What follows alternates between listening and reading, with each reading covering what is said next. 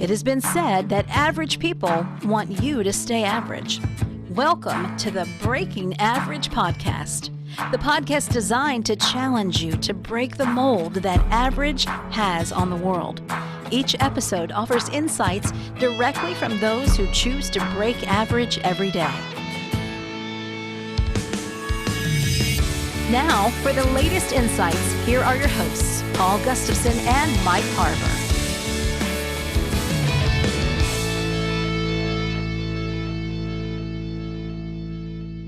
Hey, I'm Mike Harbour. Welcome to the Breaking Average podcast. This is episode 28. I'm excited to be here with my friend and co-host Paul Gustafson. Hey, Paul, how are you, my friend? Mike, great to be here. I'm just loving the springtime, and it's fantastic. Can't wait to get into our discussion today. Yeah, I'm so glad that spring is here. It's finally warm, and we're getting some consistent warm temperatures in Arkansas, which is always great for me. It's golfing weather. You know how much I love golf, Paul, and especially watching my son play anyway. But yeah, it's fantastic weather right now.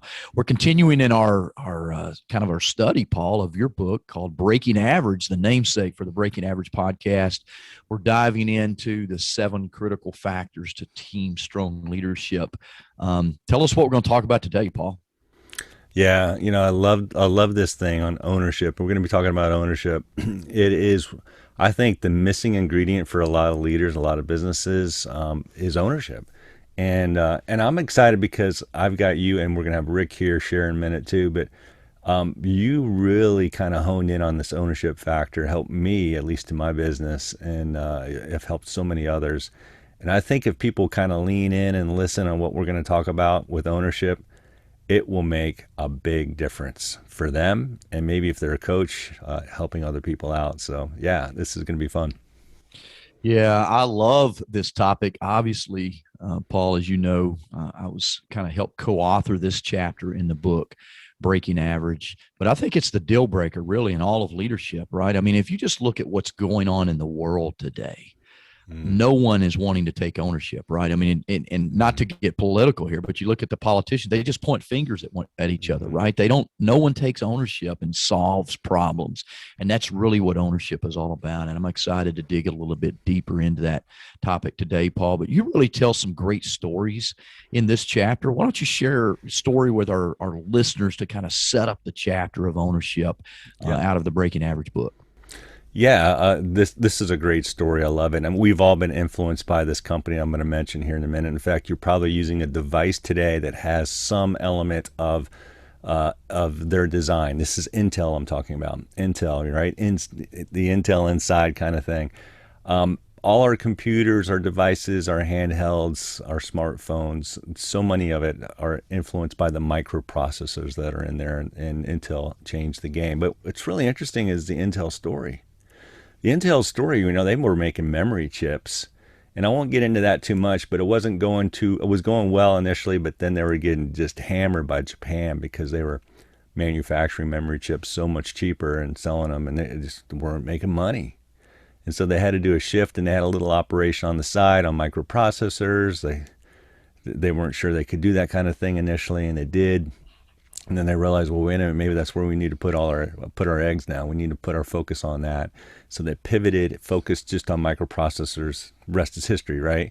Well, what we don't know is it wasn't just that, right? So they shifted over to microprocessors. We all know about Intel, but they also created a revolutionary chip. And Andy Groves, he's the CEO, passed away a few years ago. Fantastic leader, just unbelievable. If you've ever heard of OKRs, Objectives, Key Results, it came from Andy Groves. He was one of the best. You know, if you look at Silicon Valley, everybody thinks of Steve Jobs. Yes, Steve Jobs was fantastic.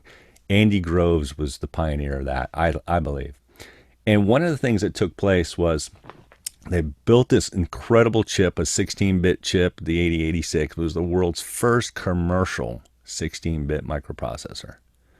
And this was the game changer. But the problem is that people weren't getting the benefits of it. They didn't understand it. The way things were marketed back then were all about features when you think about it. And so Andy Groves really kind of challenged the whole team. He wanted the team to take ownership of this and says, hey, look, how can we sell this thing? What can we do? So they came up with a whole new marketing approach that really broke average. It's this marketing approach now that you see really work well effectively for Lexus and Apple and others, Samsung. Intel changed the game on how they did this. So in fact, Andy Gross called it Operation Orange Crush, I think is what it was called, and or just Operation Crush. Fantastic approach. He got his team kind of rallying behind how they were going to market this brand new Intel microprocessor, and it was really this focus on benefits over features, because us geeks, we love features, but we can miss the benefits. And he realized, the ownership isn't really us per se. Yeah, we need to own this problem, but we need to get our consumers behind our product, because if they get excited about our chip, then they're going to tell other people about that chip, and they're going to buy our stuff. So ownership is in our consumers, and we're going to figure out how to sell this so that they own it, they're excited about it, they tell other people about it. And that's what they did. And so that's one of the stories. There's a lot of great stories about ownership, but that's the one I wanted to highlight today. Operation Crush, not just a mission to market the strengths and merits of the 88.6 processor. It was really about focusing on the consumer, the benefit that the consumers had, and an opportunity for everybody to own it. So that's one of my favorite stories. Yeah, that's good, Paul. And you got me thirsty talking about Orange Crush, but more importantly, we're gonna bring in a guest here in a few minutes, and I couldn't help but think about how I love to crush the orange when we play the Tennessee Volunteers. As a Razorback fan, you got me thinking about those things. But great story, Paul, and it's interesting, how Andy Grove, he was kind of the operations mind, right, behind the Intel chip, and then you add the marketing genius of Steve Jobs in behind those two companies, and how they came to market with those things, and both kind of had ownership of each side of that. To push the industry forward. Let's bring our friend and co-host in, Rick Morris. Rick, wipe your tears, man. I know when you think about being crushed as a volunteer, the Orange Crush, that's all you could think about when Paul kind of let that little slip come into the commentary. There's actually two things I thought of. One, I know it doesn't happen very often that Arkansas beats Tennessee. Two, we also revealed in a previous podcast that you're addicted to like Orange Crush or something like that. That was one of your vices. Love them. Soda. Yeah. So that's what actually came to mind. No, but welcome back. And I thought I was Mike Harbour. If you were in the that's last right. podcast, that's right. I was Mike Harbour. Yeah. No, but today, gang, I must have missed something there. And you have to watch the podcast to catch them, but you still haven't watched what I did to you in the movie episode. So we're all good on that. So anyway, you just prompted him to own that. So yeah, that's good. He did. He still didn't know about the inside call. I think he knows now. During the movie, no, he knows about it, but he doesn't know what we said. He didn't go back and look. And he each time he goes, "Yeah, I'm gonna go back and watch that." And then life happens. I get it. My ego's too big to go and watch.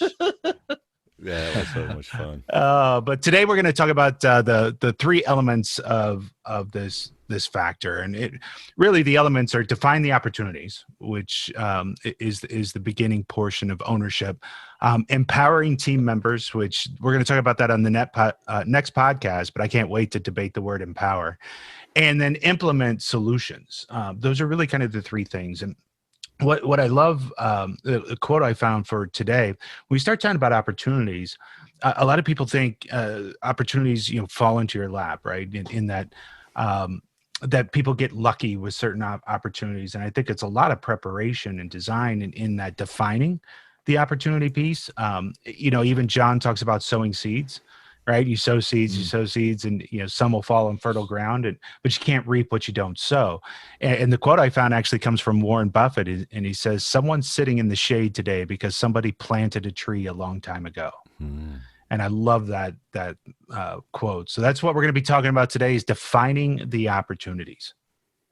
Yeah, that's so good. I love that thought, that quote as well, Rick, because that's a responsibility of leadership, right? And owning that, our job as leaders or team leaders is not to tell people what to do, but to sow seeds of ownership and responsibility in their minds and life as well. Paul, why don't you talk to us a little bit about how our listeners can help us out on the Breaking Average podcast? Yeah, we really value each of you guys. Thanks for listening in, watching. If you're watching on the Empowered Living Show or on our YouTube channel, tell other people about it, right? Kind of like Andy Groves, I realized here the opportunity is you guys own this too. Yeah, we get the honor of sitting in these seats and be able to share some thoughts with you. But really, you guys help own this thing because you're passionate about leadership. You're passionate about what you do and who you do it for. And we want you to just communicate with us, share with us, let us know what's going on. Maybe we've got some resources that can help you, but let us know what needs you have. And maybe, we'd love to interview folks, right? So if you got somebody here that's breaking average, let us know about that too. Just go to breakingaverage.com. If you go to breakingaverage.com, go to just one of the tabs there, you'll see podcast. You'll also see a link to just let us know about a leader. So I'm very much interested in interviewing those leaders, hearing their stories, and we just invite you to be a part of this. Help shape some of the discussions that we have going forward by going to that website.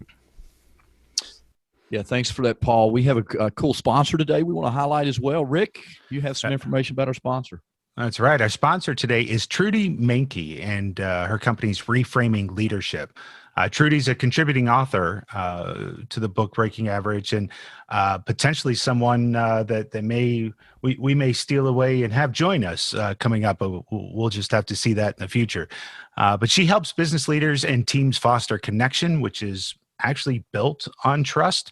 That connection helps people overcome challenges. She's an expert on breaking down the insights from the DISC personality profiles to improve connection and teamwork. DISC is something we all have gone through and believe highly in. But she and her team want to help you unravel ambiguity, build trust, create connections, and move the mission forward with greater confidence, passion, and momentum. And you can find her at Trudy Menke, and that's MENKE.com. Yeah, I love Trudy. It's going to be fun to have her potentially as a guest host on the show.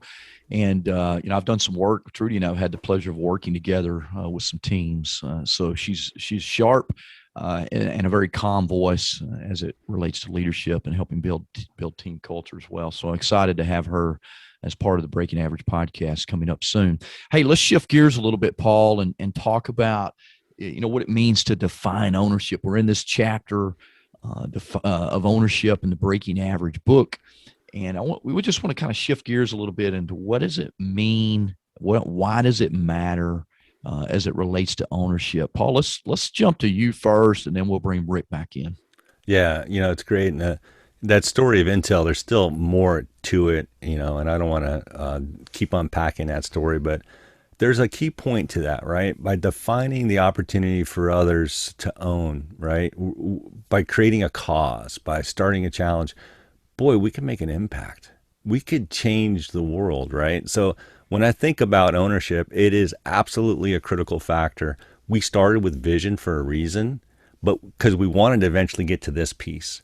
Because without ownership, the vision doesn't matter, right? Without ownership, you can't get others to kind of buy in and be a part of that. The buck stops here was something I think Roosevelt, I can't remember who it was, one of the presidents had that as a sign on their desk. And you mentioned something at the very beginning where I remember that thought. We need to be leaders where we realize, wait a minute, I own this. I own this problem. I'm ridiculously in charge to follow, to quote Henry Cloud in his book, Boundaries for Leaders. It's so important. So when I think about this, I mean, there's so much that I want to unpack on this, and maybe I'll dive into it in a little bit. But I want to hear Rick's thoughts a little bit first, but just early thoughts. Just guys, this is so vital. I don't want you guys to miss where we're going with this podcast. We're going to be hitting this podcast in 3 different parts. But this first part, this first element of this factor is so critical, and so many leaders just want to skip this and miss this. Don't miss this. Yeah, they actually confuse the word, don't they, Paul? They confuse the word because they think defining the opportunity equals vision, and that's not the truth, right? Vision is vastly different than from ownership or defining the opportunities itself, right? Vision is seeing the end, right? It's creating the vision, right? Yeah. But defining the opportunities is the pathway to get there, and that's what becomes more difficult. Personally, if you just look at me, I had a vision to lose 100 pounds, right? But the path to get there Yeah. was completely different than what I thought. But I had to define that. And what I just said was important there as well. I didn't say I wanted to lose weight. I said I wanted to lose 100 pounds. There's a huge difference in defining the opportunity, and I love the word define when we start talking about opportunity, because it's got to be specific enough that you actually can measure. I do this a lot in projects. I'll give you some just very high level examples, but people will say like, I want my web application to run faster. I'm like, but what does that mean? Like, if it's 0.00001 seconds faster, do I win? Or what are we saying to be faster? I was working with an organization that says, well, we want to have more visits to our webpage. We want to have more clicks on the website. And I was like, is that what you really want? Because I can get a bunch of interns just to go out there and pound the website all day, every day. Yeah. I don't think that's what we want. I think we want that to translate into sales, or we want to translate that into conversions. But people say we want, and they say something that's very broad. And to somebody who loves to define the opportunities, we can kind of show the absurdity of that statement until we actually define the opportunity. So it's much different to me to define an opportunity than to create a vision, because it needs to be something that becomes specific and measurable, and something that really we can create a goal, but more than anything too, celebrate when we reach it. Yeah, that's good. Rick actually sometimes says some really cool stuff. I took a few notes here. That's good, Rick. I think of defining opportunities. It's like it's the linchpin to get our team to move forward individually, right? Leaders are really good about defining tasks. Like, Rick, do this. Paul, do that. John, do this. I mean, so leaders are really good about defining tasks, but not really the opportunities behind the task, right? And I think that's maybe the missing ingredient a lot of times. And not every team member will buy into the why, to the vision, until they understand the why behind the vision. And that's kind of what Rick is saying there is define opportunities is different than vision. We got to define the why behind it. I think, Paul, back to your story that you began this book with, right? The Washington Huskies rowing team. Yeah. For each individual, the why, the vision was the same, right? The finish line, to get to the finish line first. But what's the why behind it? Each opportunity, each individual, how do they fit into that vision? What is their why behind that? And the coach, Ulbrich, had to do a really good job of defining that why individually for them. Yeah. I think Simon Sinek does a fantastic job in explaining this a little bit. I think we may have talked about him before on this in some of our episodes, the Golden Circle, and his video about, discovering why. Paul, I think you remember that for sure. Yeah. But it's the difference. Defining opportunities really is the difference between a leader giving a task and attaching that task to a why. This is really how we inspire and motivate individual team members. And it's going to be different maybe for every single one. Paul, your why, the opportunity for you for the Breaking Average podcast is different than me. Rick's opportunity on the Breaking Average podcast is different for him than it is for you. But if we learn to attach that to a why, then it motivates and inspires us to get up, early on a Sunday morning, before, while everyone else is sleeping in the home maybe, and really pour in and add value to the rest of the world behind us. Paul, you have some other thoughts around that? Yeah, I love this. This is good. And you guys are spot on, right? We can cast a vision. We can have lots of visions, lots of great ideas, but we don't tie it to the values that people have, which gets to what you're talking about, right? When we can tie that to something that people value, then you create motivation there. You create buy-in. And so it's so important, right? So if we want early adopters on our team, we want a sense of connection with our team, then this is something that we need to continually cultivate. I always, we've talked about this before. It's the so that statement, right? Here's what I need so that, right? So yeah, I think it's important for us leaders to identify what we want. But to your point, we need to get a little bit of the why behind it. Like, this is why it's important. This is why it's critical. You look at Operation Crush. That's what Andy Grove did. That started this whole thing about OKRs, objectives and key results. Objectives are the things that we need done.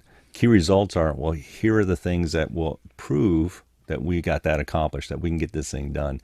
We don't talk about the how in it. That's a different story altogether. We're just talking about what. It's really the what elements, but also the specific, how we measure it, and what we measure, what matters. That's important, and it allows ownership to happen. It's pretty exciting.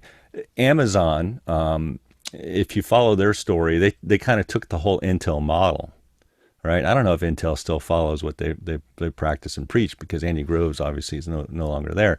But they took that same model, and Amazon has implemented that with YouTube and everything else. And it's pretty phenomenal how they were able to grow that.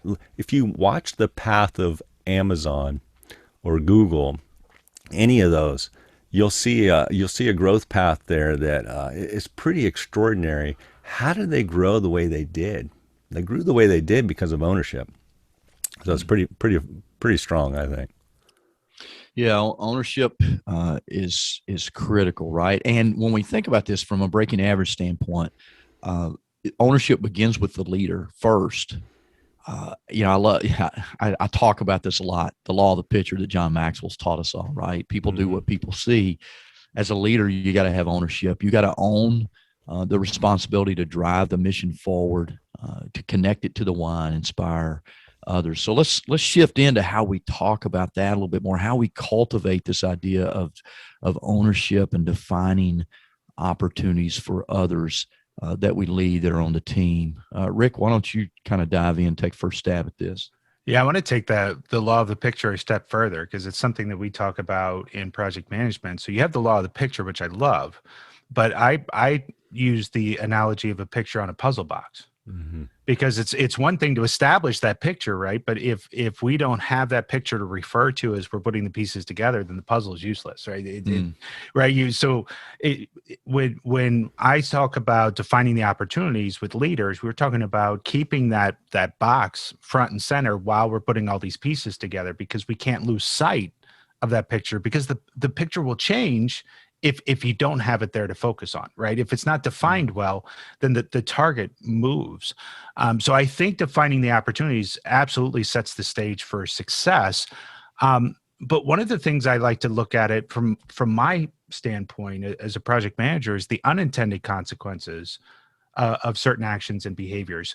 What happens with ownership, and where I think we need to transfer it is, I want people to have ownership, but I also want them to have thinking partners. And those thinking partners have just a little bit of different view on life, or different focus on life than the person defining the opportunity, because it can help us find some of these unintended consequences. So for instance, one of my favorite stories to share, Oral-B had this wonderful vision.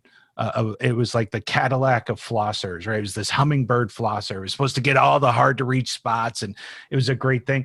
And they said about it, what they didn't realize is that with a few modifications, it became one of the most efficient lock pickers in the world. They stopped manufacturing it because people could modify it and then hit a padlock with it, and it would basically just would unlock the padlock, right? It became this huge, I didn't know that. Right? And so there's these unintended consequences of some of these decisions that you have to make.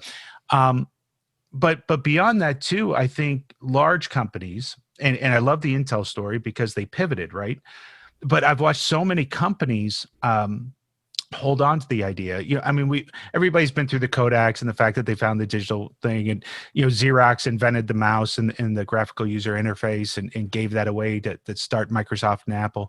But large companies, generally what happens is when they become successful, even in my world, and Mike, maybe you too, once we hit a success criteria and things are going well, we're like, we did it, like we made it, here we are. But you have to keep defining those next opportunities, or it's going to slide by. I just watched a great documentary called The Last Blockbuster. There's one blockbuster still going. I think it's in Oregon. And it's now this, they've done a great job of making it like a tourist destination. Like, people come from all over the world just to experience a blockbuster. What I found out watching that, I had no idea, Netflix actually approached Blockbuster and wanted $50 million to join up. And Blockbuster said, nope.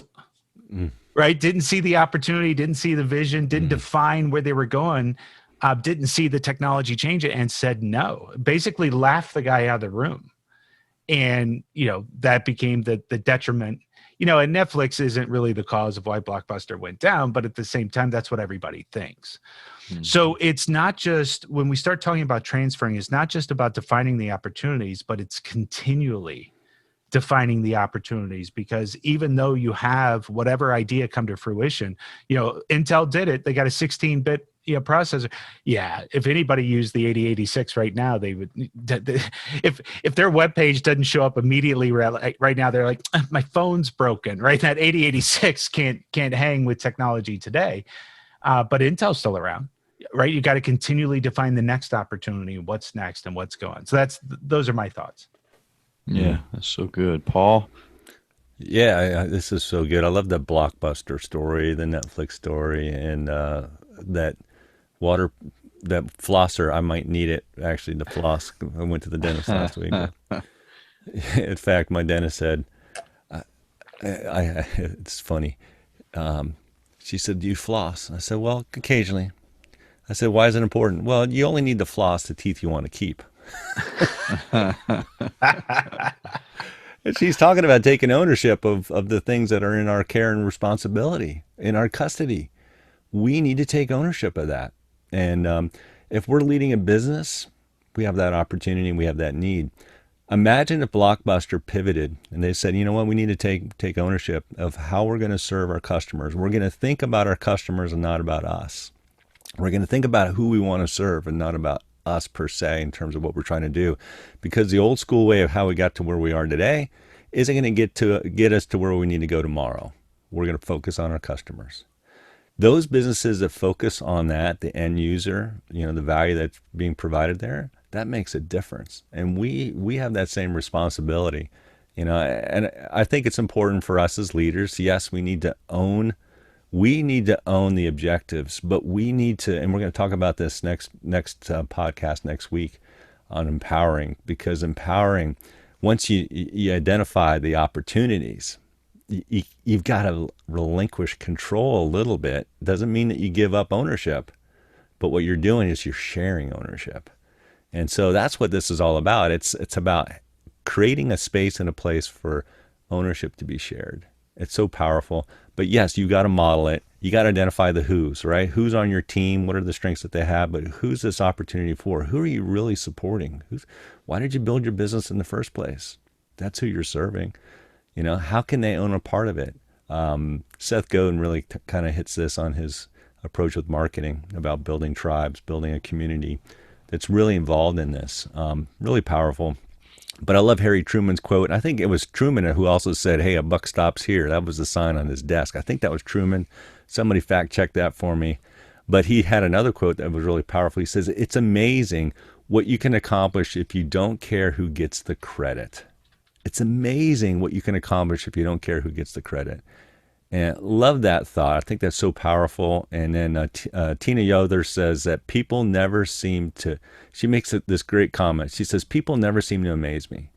And I that struck me really powerful, because when we step back and we allow other people to own something, we've helped identify the objectives, but we've given them the responsibility to figure out the how. Again, we'll talk about that next week. We're in a situation where we can just watch what happens. It's amazing to see. Do you think Elon Musk can launch a rocket off the launch pad by himself? No, he gets other people around it. Yes, he casts the vision, but he asks other people to help contribute to that vision. People never seem to amaze me. I love that quote. And that's how I want to live my life, where at the end of the day, I look around and I see the involvement of other people around me, the team. We're talking about team strong leadership. I want to say that same thing. People never seem to, I'm not saying it right. Amaze me. Yeah, people never seem to amaze me is what you never seem to amaze me, Paul. Man, I just that was weird. I just read wrong as I looked at it. I'm like, what? Let me recast that. Yeah, just that thought at the end of the day, just seeing how people have done something amazing, and making that impact. I think that's so important. So two things that's real good. quick, Paul. One, yep, it was Harry Truman. And two, I thought I had the most obscure quote ever about 4 podcasts ago, but you're pulling Tina Yothers from Family Ties out. Is that the Tina Yothers, I have no the idea. actress from Family Ties? I just saw it on the internet, man. It's That's who's you Tina? win. I, You win. Paul for the win. I thought Tina that was Yothers. Abraham Tina, Lincoln. If you found it on the internet, it's Abraham I don't Lincoln, know. right? Yeah, I found good. that quote in my little prep for our show today, and I thought that's pretty cool. But I have no idea who Tina Yothers is, to be honest with you. Is she the blonde-headed girl on In Family Ties, yeah. Oh, wow. That's funny. Who would have known? I loved that show as a kid. Me too. That's real. That's truly breaking average right there. I mean, you're digging deep when you go to Family Ties. So I love this topic. Alex P. Keating, man. We got to get some quotes from him. Yeah. I love this topic. Obviously ownership, defining opportunities. Paul, you reminded me of something we talked about just a little bit earlier, connecting, to the why to get people to move, right? It's not just about defining tasks. Your dentist is a fantastic leader because she tied, like, you don't have to floss unless you just, except for the teeth you want to keep, right? That's connecting the why to the task itself to motivate you to floss your teeth, right? That's just an example for our listeners of what we mean when we say connecting to the why. But I think as we talk about, cultivating this idea of ownership and defining opportunities for our teams, we've got to remember this as leaders. This can't be a flavor of the day. Rick mentioned, communicate continually. There's actually a great book and a great communicator named Andy Stanley. He wrote a little book called Making Vision Stick, and he shares 5 tips in there. And really what it is it's just making the vision stick. That's how you really define these opportunities. I'm going to give you 2 of those, and I'm going to suggest you go grab a copy of that book, Making Vision Stick. 2 of them is, number 1, make it simple. If you want to define opportunities, it's got to be simple. It can't be like this long diatribe, right? Because we lose people, we bore them, and it's too hard for them to remember out on the front lines when you talk about leadership. So make it simple, and then repeat it regularly. Repeat it regularly, like every day. It can't be a flavor of the day, right? You can't bring something new today and something else new tomorrow. You've got to be committed to that vision, committed to those opportunities.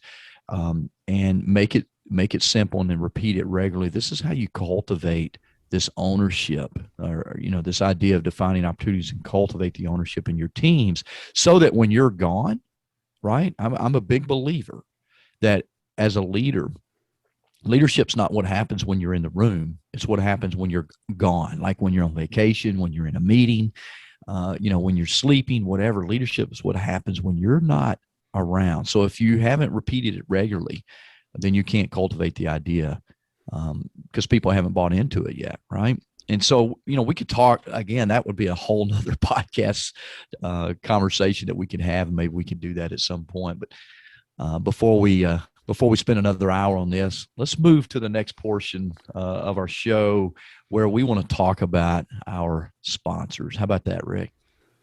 Absolutely. So again, our sponsor is Trudy Menke, and you can find her at trudymenke.com, menke.com.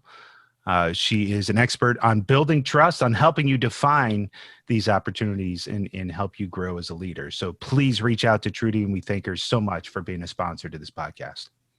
Yeah, that's good. Paul, kind of final thoughts on our topic today before we jump into our tip and challenge. Yeah, this has been great. I just really have enjoyed this conversation. I can't wait to get into the second element, but don't miss this first one. All right, this first one of really defining the opportunity is so important, because when we start to see things, the challenges that we might face, really in every challenge there's an opportunity. Start to look for those opportunities in it, and then allow other people to be responsible in helping support that, because they can help you. Look at what Andy Groves did. Look what Elon Musk is doing. All these individuals are reaching out to other people, involving them, allowing them to contribute. And then there's consumers who become message spreaders. Apple today is as big as it is because not just of the folks that work at Apple, because there's some passionate people carrying iPhone 12s around, or the 13s that are coming out here in a couple months. We're passionate about it, right? We're passionate about these kind of products.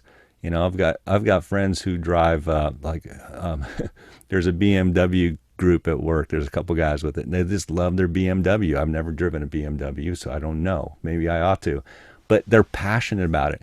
We're going to be talking about Harley Davidson in a couple weeks. Talk about passion. There's ownership amongst that group. So I think this is an important, critical element for all of us. So are you ready for tip and challenge? Yeah, let's do it. I'll go ahead and share mine first. Yeah. Here's my tip. Go get a copy of the Breaking Average book, 7 Critical Elements or Critical Factors for Team Strong Leadership. Paul's written a great book here. So if you're a leader or you're on a team, just grab a copy of that book. All the chapters are important, but this is the most important. Not because because I was part of it. No, I'm just kidding. It's ownership is key, right? It's that linchpin. It's what drives all the other factors forward, in my opinion.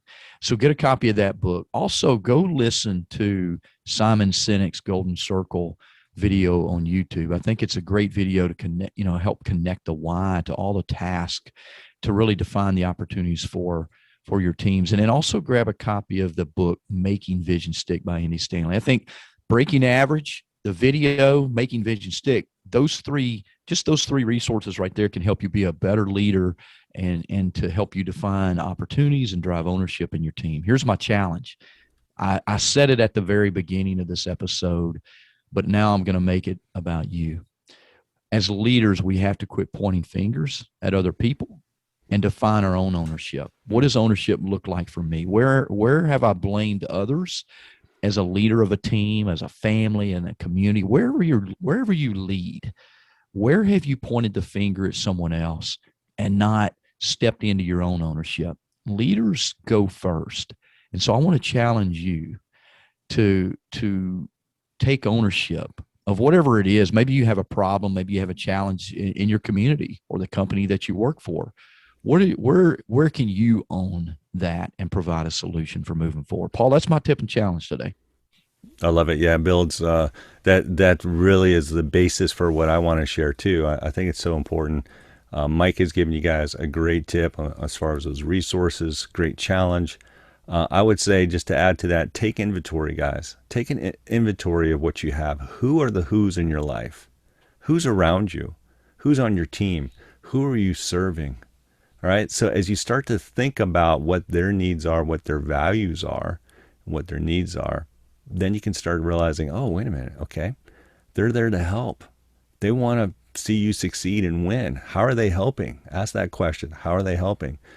And maybe to your point, Mike, maybe ask that question. How might you be limiting them to help you?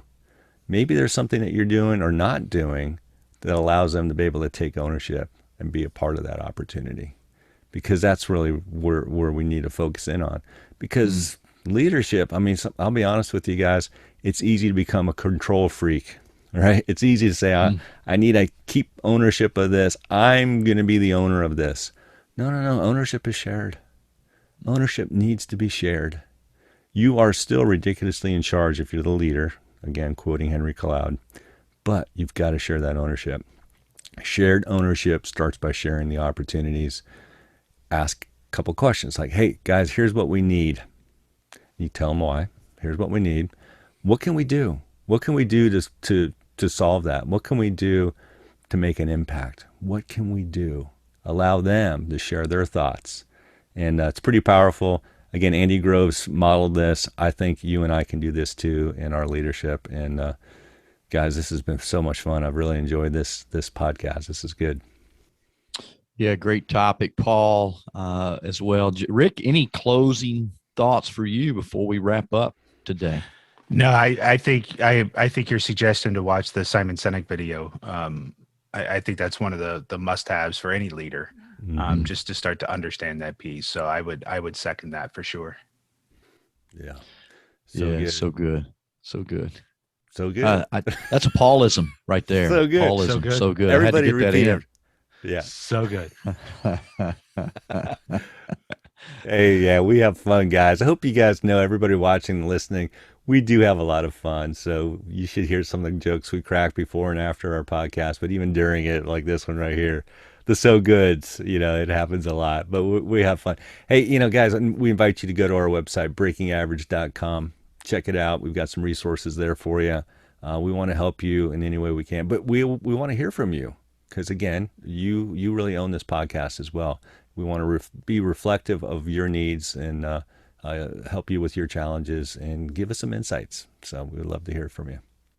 Yeah, thanks for our listeners. If you're listening on the Breaking Average podcast or the Empowered Living Show, wherever you find yourself watching or listening to us, thank you for being a regular participant in our ideas and our show. This has been a great topic on the idea of breaking average and ownership. Paul and Rick, always a joy to be with the two of you today.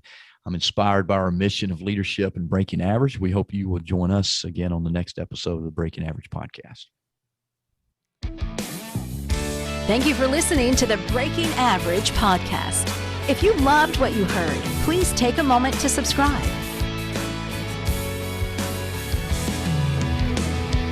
All opinions and comments expressed in this podcast are those of the participants and do not reflect the opinions or views of any of the advertisers, producers, or platforms. This show was produced by R2 Multimedia. A special thank you to Milestone Melodies for our theme music. As you continue your day, what is one action that you can apply from this podcast to your life? Tune in for our next episode as we continue to challenge everyone to break average.